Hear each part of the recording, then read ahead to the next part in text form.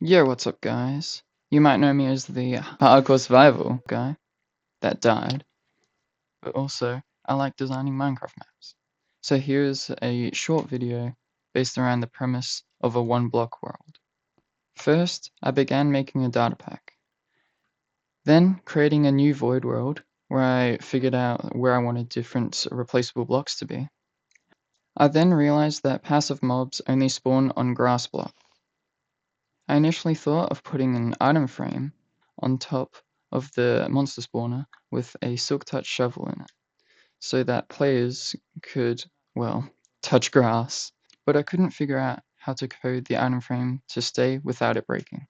I moved on for the time being and coded a platform so multiple players could spawn there and it wouldn't be so crowded.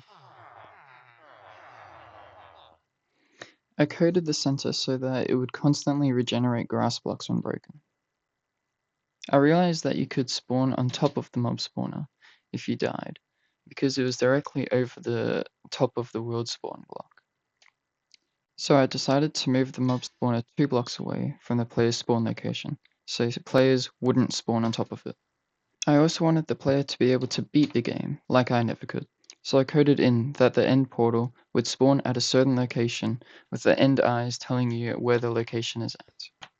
Then I wanted to see if the nether was just like the overworld, devoid of anything, just like my soul. However, when I entered the nether, it was still normal. So I went to World Painter and I had to remake the nether. By this point, I had spent over 3 hours straight making the map, so I took a break while avoiding grass.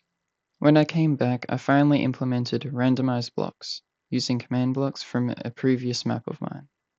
I also came up with the idea to have random chests spawn with a small chance of a silk touch shovel in them. Then I finally started testing it, which is when I realized blocks would fly out whenever a new block would generate. So I fixed it, along with the player being unable to collect the cauldron that would allow the player to collect water. 4 days later, and I finally began to work on other blocks in the world, as well as the nether, whilst also adding text indicators for what the player should do. Anyways, that's all I've done so far. I hope you enjoyed watching, and I will see you later. Bye!